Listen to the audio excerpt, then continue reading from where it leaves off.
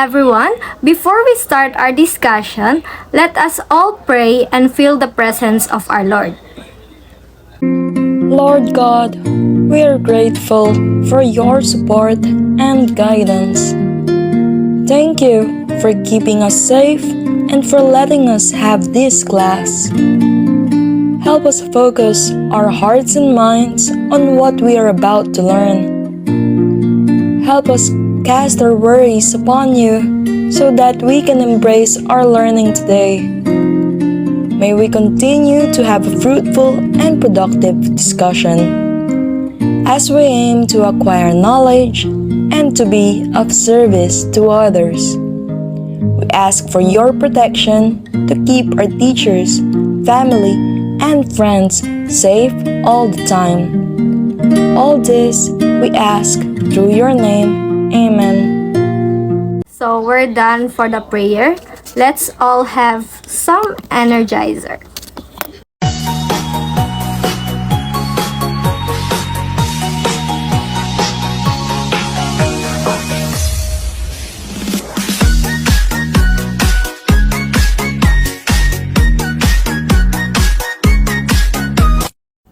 Thank you, everyone. So now, let's proceed to our first discussion that we'll discuss by Alfahad Saluan. Good day everyone, so this is Alpha Day Saluan from BEd 2C. So our topic for today is all about the instructional goals and objectives, learning outcomes, and revised Bloom's taxonomy. After studying this module, you are expected to differentiate the instructional goals and objectives, identify learning outcomes that align with learning competencies or construct SMART objectives for the difference domain, and discuss the revised Bloom's taxonomy. So, let's start from the introduction of our topic. So, determining whether students are achieving the education outcomes teachers have established for the students is critical part of the teaching learning process. As a future educators, there is an importance in knowing the difference between instructional goals and objectives, learning outcomes and learning activity, and constructing SMART objective using the revised Bloom's taxonomy. So yun na nga sa introduction, no? As a future educator, kailangan natin alamin talaga kung ano talaga ang pagkakaiba ng goals and objectives. Kasi as a future teacher, no? Dapat may goals tayo kung papaano tayo magiging effective teaching sa kanila. Tapos alam natin kung ano yung objective na target natin sa kanila by using revised Bloom's taxonomy. Okay, before I'm gonna start to tackle about the goals, I have one here saying, so, a goal without a plan is just a wish. So, dito pa lang, no, sa saying na kinuha ko, na alam na natin anong meaning ng goal. Kasi, pag di natin pagplanuhan, kung gusto lang natin, tapos walang plano, hindi natin ma-reach yung gusto natin. Walang achievable na mararating yung goal natin. Magiging magiging hangin lang yung goal natin. Kaya kailangan pagplanuhan. Goals versus objectives. Now, let's proceed about the course goal. Course goals communicate the overall learning outcomes. Gagne, Briggs, Wager 1992, and should capture the big ideas of the course, application, and deep and obvious meaning. The goals set boundaries for instructions and the design process. So, pag sinabi natin instruction and the design process, ito ang tumutukoy kung paano natin ipaprocess ang ating goal. They are usually broad but achievable. Steer and Domenico 2002. Not necessarily measurable. Course goals may be derived from program outcomes. So, I have here one example of the course goal. I want student to understand the scientific method. So, sa example na broad talaga yung sinabi dyan sa sentence, I want student to understand the scientific method. So, broad. Kasi papaano malalaman ng estudyante natin kung paano in what way sila ma-understand yung scientific method. Kailangan magbigay tayo sa mga student natin na specific para magets nila kung paano nila ma-understand ang scientific method. So for short, goals are broader in scope and help create vision and directions. So, yung goals is idea. Idea pa lang natin. Okay? Pag sinabi natin goals is idea. Okay, now we're gonna discuss about the SMART method. So, let's start from the S. S is for specific, no? Pag sinabi natin specific, dapat klaro or well-defined. So, kasi marami tayong goals kaso generalized at malabo. Kaya dapat gawin natin klaro or well-defined ang ating goals sa buhay. So, I have one here example, no? Gusto kong magkaroon ng healthy lifestyle. So, pag sinabi nating healthy lifestyle, no? Ano gagawin natin? So, marami tayong pwedeng gawin para maging healthy lifestyle. So, gawin natin. Specific ang kanyang goals, no?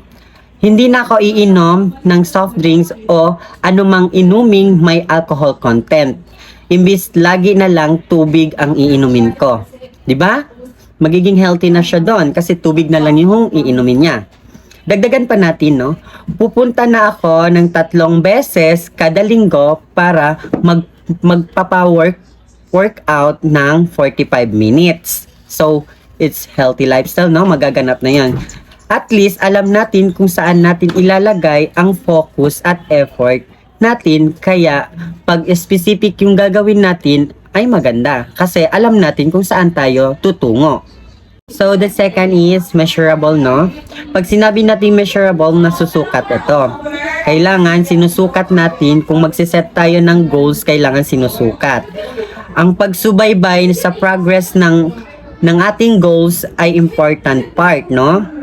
Para manatili tayong motivated sa goals natin. Kung ang iyong goals ay measurable, malalaman mo kung unti-unti na tayong mapapalapit sa finish line or naliligaw na. At kaya kailangan natin i-evaluate ang iyong plano or ang ating plano. Example ko dito sa measurable, no? Gusto kong magbawas ng timbang. Paano mo malalaman kung successful ka or kung na-reach mo ba ang iyong goal? Kailangan mo i-define or iayag ang exact ng bigat na gusto mong mabawas sa'yo. Gawin natin specific yung measure nyo, no? Kasi sabi niya, gusto kong magbawas ng timbang. So, gawin natin, gusto kong magbawas ng 10 kilos. Oh? Sa goal na ito, meron kang specific goals, measurable target, no? At least alam natin kung ilan yung ibabawas sa katawan or sa timbang natin. Yon, ganun yung measurable. So, the third is attainable. Pag sinabi nating attainable, ito ay challenging but achievable. So, dapat siguraduhin mo na ang pagsiset mo ng goals ay realistic or possible na ma-achieve. Marami sa atin nahuhulog sa bitag sa pagsiset ng mga impossible goals. Maaring magkaroon ka ng kaunting progress sa simula, pero kapag nagtagal na, siguradong susukuan mo din, no? Kaysa pumili ka ng impossible goals, dapat magkaroon ka ng goals na challenging but achievable. Mahirap pero hindi impossible. Wala naman mali kung mataas agad ang pangarap natin, no? Pero mas maganda kasi pag mag-umpisa tayo sa baby foot or baby step. Magsimula tayo sa mababa. Huwag tayo agad-agad doon. Sa attainable, sa sinasabi ng attainable, mag-umpisa tayo sa first talaga, tapos step by step hanggang ma-reach natin yung goals natin. Ganon yung attainable. Example ko, no? Gusto kong kumita ng 1 million sa isang buwan, no? So, impossible yun, di ba, mangyayari? Kasi, impossible ito kung ikaw ay nasa sitwasyon na hindi mo kayang bayaran ang iyong monthly bills dahil wala kang trabaho or hindi ka naghahanap buhay. Ang attainable na goals sa'yo ay maghanap ng pagkakakitaan kung saan magdadala sa'yo ng regularly income buwan-buwan. Kapag na-achieve mo na ito, you can now proceed sa attainable goal or magtatabi ka na ng 5K buwan-buwan. In every sahod mo, magtatabi ka ng 5-5. So, yun yung attainable mo. Hanggang ma-reach mo na yung gusto mong goals na 1 million kada buwan, hindi mo gugustuhin na mag-set ng goals na impossible kasi nag-uumpisa pa lang, talo ka na. Magiging miserable lang ang goal setting mo. Kaya, dito, gawin natin na mag-umpisa tayo sa mababa hanggang pataas para yung pag-process ng goals natin attainable hanggang makaabot tayo sa goals na pinapangarap natin. Ganon yung attainable. Start from the beginning to the end. So, the fourth is relevant. So, pag sinabi nating relevant, it is our purpose or purpose of our goals, no? Siyempre, dapat ang plano mo ay nakaugnay sa direksyon sa gusto mo talagang landas o career na tahakin sa buhay. Ang common issue or madalas na problema natin ay napakadami nating goals na sinusubukan na ma-achieve ng sabay-sabay. Minsan naman, maling goals ang ating napupursue. Kapag ang iyong goals ay hindi inline sa iyong goals, ay mawawalan ng saysay. The example of relevant, no? Gusto ko sanang ma-achieve ay ang matutong kumanta. Kasi nung bata pa ako, ay singtonado na talaga ako. So dito gusto niya ma-achieve ang kanyang pagkanta. Kasi sabi niya pa dito, nakakahiya kapag mag-videoke kasama ang pamilya or barkada. Kaso, na-realize ko wala din namang may tutulong sa akin personally kung matuto na akong kumanta. Malamang masusurpresa ko lang ang mga kaibigan ko at pamilya ko kapag may party or videoke. So, dito na-realize niya na hindi niya kailangan talaga matuto sa pagkanta kasi hindi naman talaga to personal needs niya or walang benefits na magaganap. So, may tanong dito, worth it ba ng time ko at bayad ng voice ko para lang ma-achieve ang goals na to? Kahit hindi mo naman natin i-maximize ang bagong skills, although masarap sana gumaling sa pagkanta, kaso lang, na-realize niya na hindi pala relevant ang pagkanta sa overall plano niya.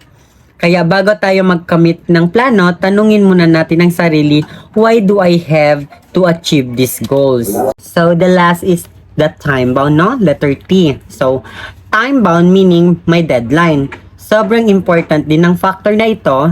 Kung walang time limit, iisipin natin na may unlimited time tayo or para i-achieve ang goal natin. Pero alam natin na ang totoo, limited lang talaga ang oras natin. Kung may deadline ka, mag-i-increase din ang iyong sense of urgency at mas tataas ang porsyento na ma-achieve mo yung goal mo or goal natin. Example ko dito, no? Binigyan tayo ng school project na ipapasa after 1 month. Pero inumpisahan mo lang ng 3 araw before submission. Ito dahil malapit na yung deadline. Kaya naman, every time magsiset ka ng goal, you need to set a time limit para pagtrabahuhan nito. So, dito sa time bound, no? Kailangan natin magsiset ng time. At least, alam natin, kailangan this coming ma-achieve na natin yung goals para makaproceed tayo to our next goals. Ganun yung time bound. So, ngayon alam na natin gumawa ng SMART goals. Dapat umpisahan natin sa specific. Meron tayong measurable, attainable, relevant, and time bound para makabuo tayo ng SMART method objectives. So we already done to discuss about the course goals and SMART method. Now, we are going to proceed about unit objective, which means it is specific. Pag sinabi natin unit objective, specific. Think about how each unit help achieve with course goals. Then create unit objectives corresponding to those selected goals. Unlike a goal, an objective indicates a specific learning outcomes is clear and Domenico 2002. Yun ang ano. At what I said no a while ago, if we were gonna set a goal, all we need to do is clear and well defined. Gawin natin siyang specific, no? Yung goal natin. A goal may need multiple objectives to measure it. All objectives should be measurable. Major 1984. Measurable objectives allow instructions to observe when students succeed or fail to learn specific tasks indicates in those objective, no? Kung sa goal is not necessarily measurable, dito sa unit objective, kailangan measurable. I have one here example, no? Sa objective. Student will be able to describe the scientific method and provide example of its application. So, if you remember the example of goals kanina, no? I want student to understand the scientific method. Pero sa objective, student will be able to describe the scientific method and provide example of its application. So, yung objective, no, nagawa na siyang specific, klarong-klaro talaga kung ano ang gagawin ng mga students. Yun ang pagkakaiba ng goals and objectives. So, that's all. Thank you! Good day to each and everyone. My topic is all about the tree domain. But before that, let me first introduce myself. So, I am Saudata Hamid from Group 3. Educators recognize that students learn in a different ways, requiring them to establish teaching methods that emphasize each student's distinctive strength. This concept have influenced the field of education by encouraging a more holistic approach of learning.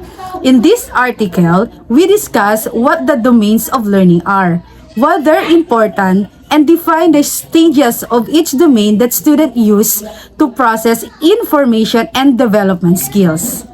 What are the domains of learning? Here are the 3 domains of learning. Number 1, we have the cognitive domain. Number 2, affective domain. And the last one is the psychomotor domain. So before I proceed to those domains, let me first explain to you what is the importance of domains of learning.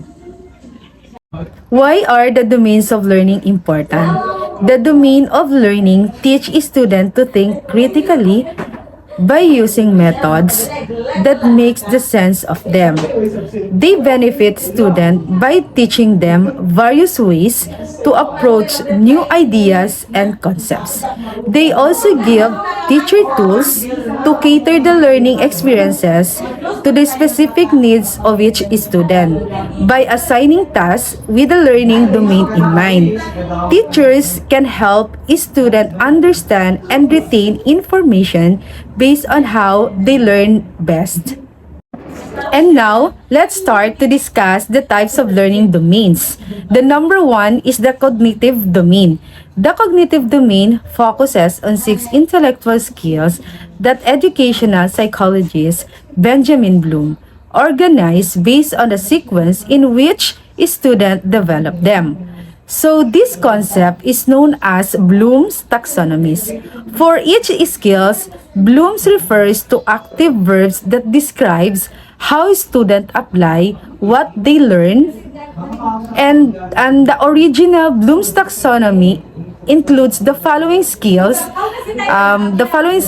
that build from the most basic to the most complex. The cognitive domain involves the development of our mental skills and the acquisition of knowledge. So number 1, we have knowledge, recalling or recognizing information previously learned. At knowledge level of learning, a student can define terms. So the next one is comprehension, comprehending or interpreting information based on the materials previously learned. At comprehension level of learning, a student can work, assign problems, and can example what they did. The third one is application, selecting and using data principles to fix a problem independently. So at application level of learning, a student recognize who what methods to use, and then use the methods to solve a problem. And the fourth one, we have the analysis, understanding or breaking down assumption made by the statement or question to make conclusion. So at analysis level of learning, a student can explain why the solution process works. And the fifth one, we have the synthesis, combining ideas to build a new concept or plan. At synthesis level of learning, a student can combine the part of process in new and useful ways. So, and the last one, we have the evaluation. Evaluation, making assessment based on the established criteria. At evaluation level of learning, a student can create a variety of ways to solve the problem. And then, based on established criteria, select the solution method best suited for the problem. The second one, we have the affective domain. Most people think of learning as an intellectual or mental function. However, learning is not just a cognitive function. You can also learn attitude, behaviors, and physical skills. The affective domain is involved our feelings, emotions, and attitudes.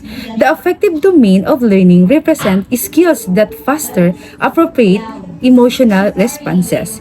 In this domain, identified by Bloom's colleges, students understand and develop their feelings, attitudes, and values.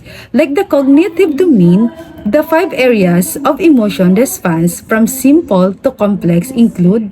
So number 1, we have receiving. Receiving involves a passive awareness of emotions and feelings, and a student must succeed at this level to learn at later stages. So like for example of this, a student at this stage wait to speak until someone else finish speaking.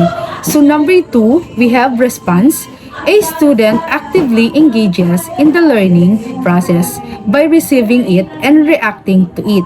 So for example of responding, a student participate in a class discussion for a book they read. So number 3, we have valuing. A student value a concept when they express its worth or what it means to them. Like for example of valuing, a student may write an opinion article about a social topic they feel strongly about, discussing and defending them. Okay, number 4, we have organizing. A student develops a value system by arranging their values of beliefs in order of priority. So, in this organizing, example of this, a student trying to make honor roll.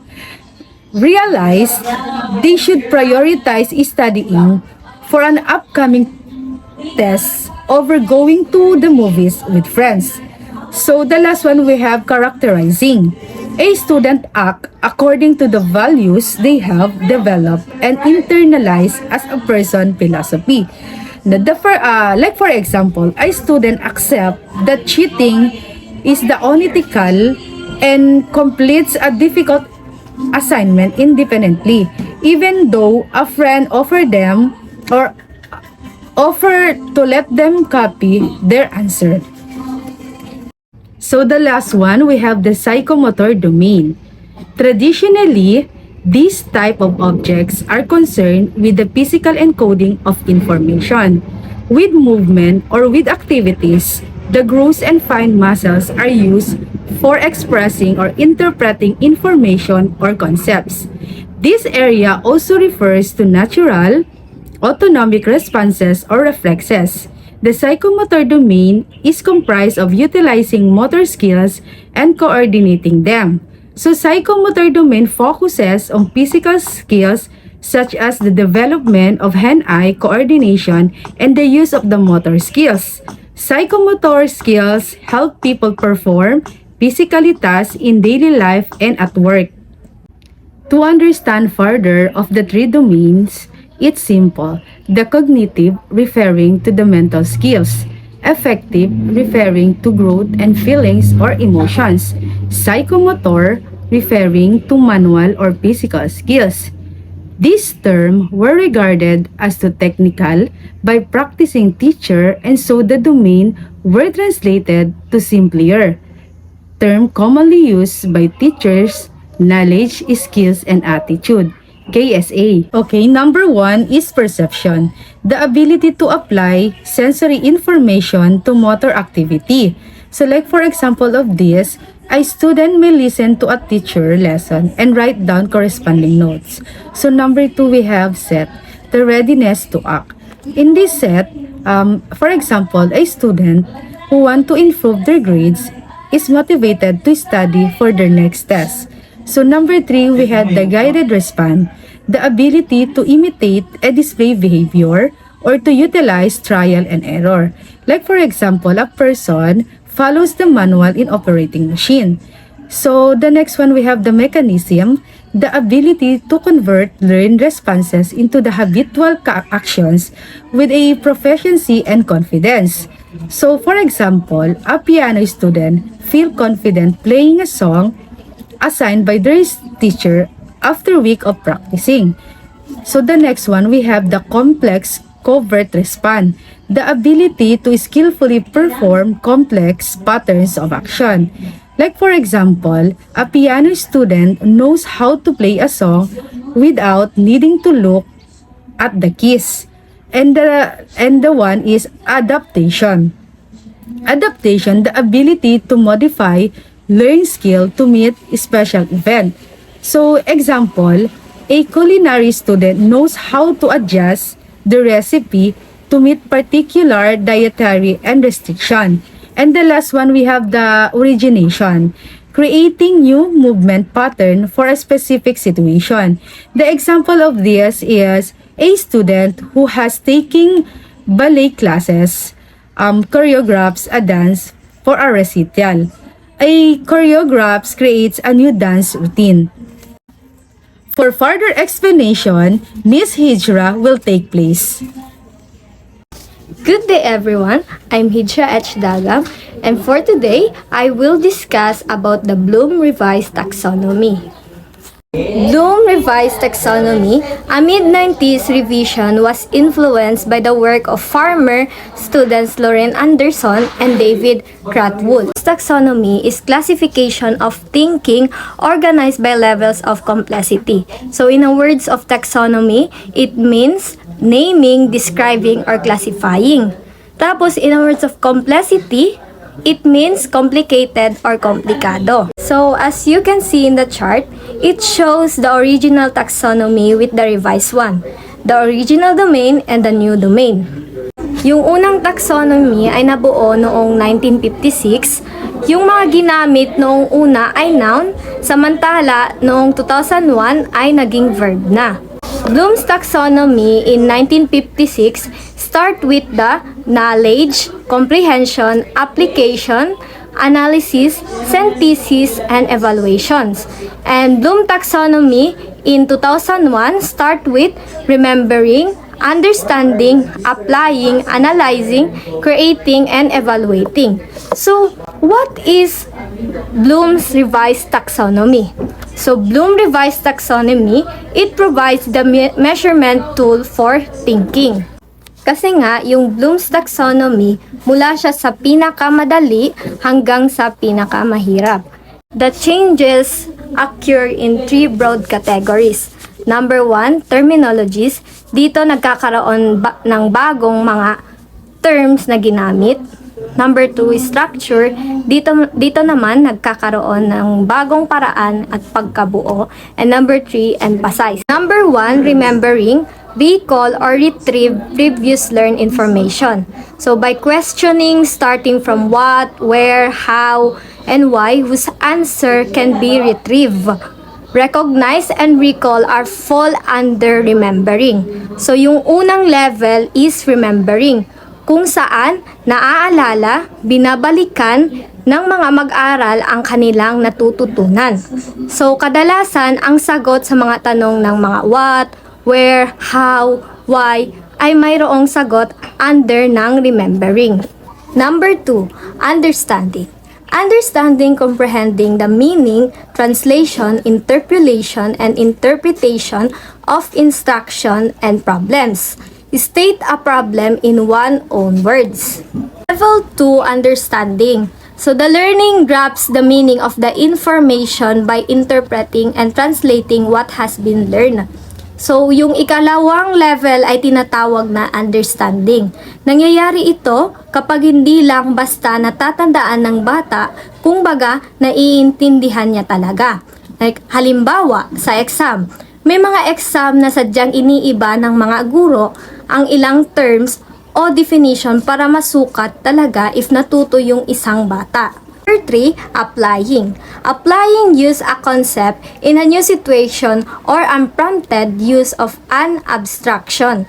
Applies what was learned in the classroom into novel situation in the workplace. So level 3 applying, the learner makes use of an acquired knowledge, facts, techniques, and rules in a different way. So, dito naman, kailangan ma-apply ng isang student mga natutunan nila sa mga naging talakayan. Para sa akin, need muna ang understanding dito para mai-apply kapag kasi hindi pa naiintindihan ang isang bagay, parang mahirap nang i-apply or gamitin. There are still 3 remaining categories that we'll discuss by Senti Hazmin. Good day everyone, I am Santi Hasbin Sigales and I'll be going to discuss the 3 remaining categories of Bloom's Taxonomy revised. Is the analyzing. So when we say analyzing, it distinguishes between the facts and the inferences. And the keywords here are identifies, compares, or outlines. So we can apply this kind of method by doing some, for example, a debate or fish bowling kind of activities. So the next one is the evaluating. So when we say evaluating, of course, from the words evaluate, it is the judgments about the value of materials or ideas. So the keywords here are compares, critiques, or criticize, or summarize. So the students has to know on how to justify, explain the topic, for example. And we can apply these, for example, through survey or blogging. And the last one is creating. So when we say creating, it is a build structure from diverse element, put part from a whole, and emphasis creating new meaning or structure. So the student here has to know on how to plan or explain or reconstruct. So they can apply this through, for example, they can network with others or create a new model. So the author of Bloom's Taxonomy labeled the dynamism by using verbs and gerunds to label the categories and subcategories of the students. So this statement of learning objective contains or produce a verbs. Of course, when we say verbs, it is an action and an object, usually using a noun. So these action words describe or define the cognitive process of the students or by which thinkers encounter and work with knowledge. So to make it short, verb refers to action associated with or intended cognitive process. Next one is objective, noun. Describe the knowledge students are expected to acquire by Anderson and Rothwell 2001. So the last one is cognitive process represent continuous or of increasing cognitive complexity from remember to create. So in here is the Bloom's Taxonomy revised. Starting with level 1, the remembering, can the learner recall or remember the information or the topic that they have discussed? So the keywords here are define, duplicate, list, memorize, and etc. So number 2, the understanding, can the learner or the students explain ideas or concepts? So the keywords here are to classify, can the student classify, describe, can they discuss or explain, and etc. And for level 3 is the applying. Can the learner use information in a new way? Can the learner choose, demonstrate, dramatize, apology? So for number 4 is the analyzing. Can the learner distinguish between different parts? Can they appraise, compare? Can they distinguish different, or can they criticize? Can they differentiate, and etc. So for the level 5 is evaluating. Can the learner justifies or stand or decision? Can they Can they decide on their own? Can they stand what they want to say or what they want to explain? Can they appraise? Can they argue, defend? As I was saying, the best example for this is the defend. So for the last level is the level 6, the creating. Can the learner create a new product or a point of view? Can they assemble, construct? Can they create new map, design, develop, and etc.? Good day, everyone. My name is Jerome Alsakam and I'm the last reporter of this afternoon. So, I'm going to discuss what is learning assessment. So, learning assessment is a system and process of collecting evidence about student learnings. Assessment is a lot of research because it involves observing, recording, scoring, and interpreting the information we collect. There are 3 good system of assessment providers. So the first one is feedback to student about their learning. So dito, tinutukoy nila kung may natutunan ba yung mga bata during the last discussion or the previous discussions. For instance na lang yung mga grading recitations, no? So nagtatanong yung mga teacher ng mga previous discussion nila kung may natutunan ba yung bata, no? So another example dito yung mga quizzes, pre-test, mga ganun po. So, the second one is feedback to teacher about their instructor. So, yung ginagawa dito ng teachers is kung may natutunan ba yung mga bata during their discussions. For example na lang yung mga lesson plan nila, kung tinatama nila or inaano nila kung tama na ba yung mga kung tama na ba yung mga ginagawa nilang lesson plan. Yun po yung number 2. Evidence to support teachers' judgment about their grade learning. So, ito yun na yung mga activities na mga ginagawa ng mga bata. Like, for instance, yung mga performance tasks, activities, yung mga grading recitation also, and mga test. Ito po yung ginagamit nila of the day of judgment of gradings po. Yun po yung ginagawa nila. Kino-compute nila yung lahat. Yun na yung mga grade natin, yung first grading, third grading, first sem, second sem. Yun na yung mga grade natin. So, doon nila malalaman kung nagawa ba talaga ng mga bata yung mga pinapagawa ng teachers. So, yun. Sini-scoring nila talaga lahat ng mga grade ng mga bata. So, yun yung 3 good system providers. So, yun po. The second one is, how does assessment begin? A system of assessment begin by defining course learning objective, what students should able to do at the end of instructor. So, the example of this, by completing this assessment, not only to contribute the establish of their learning objectives for the course, but also they gain deeper understanding of the course content and instructor. These objectives will guide both instructors and students throughout the course, ensuring that education goals are met and providing the basic for assessment and evaluations. What's the difference between learning goals and learning objectives? So, learning goals are what you hope to accomplish in your course. Objectives naman is our brief, clear statement about what student will able to do when they complete the instructors. So, as you can see, there are different.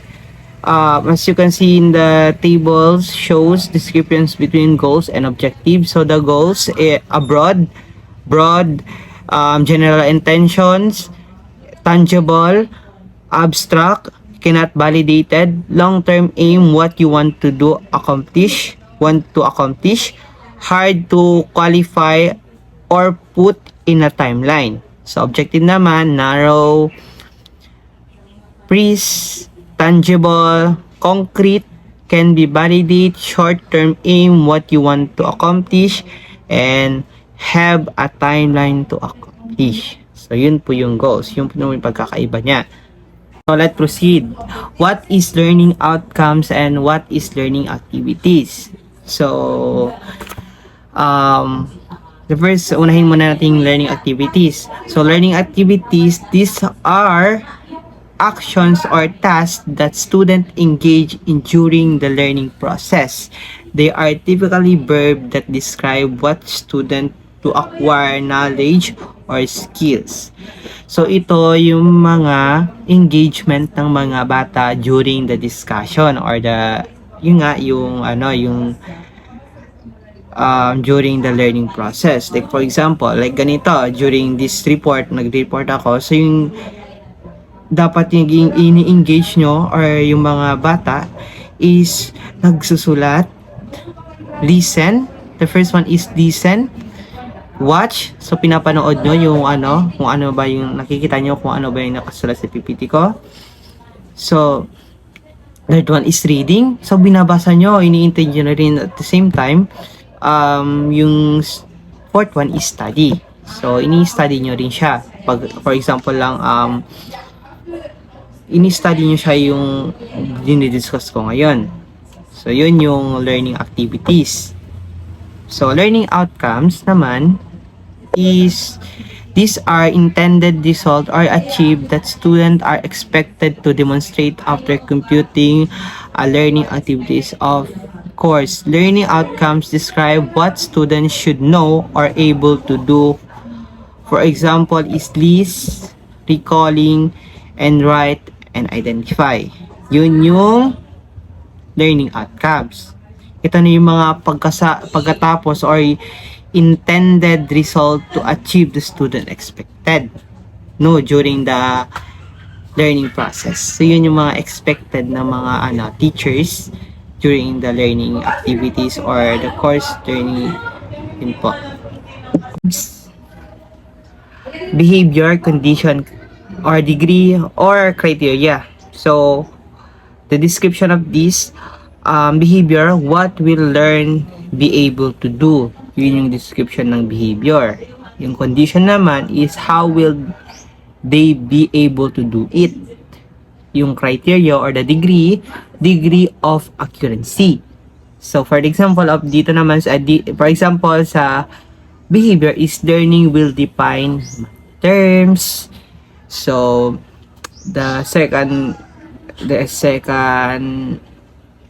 example is how will be able to do it. Yung learners will be provide a list of 200 math terms, no reference, and time exam. So dito na yung mga mag-exam na yung bata, 200 items na walang ginagamit na calculator, yung mga ganun. The time of exam. So criteria, performance will satisfactory if all 200 terms and define consist with the text. So yun yung criteria, yun yung 3. And that's all. Thank you.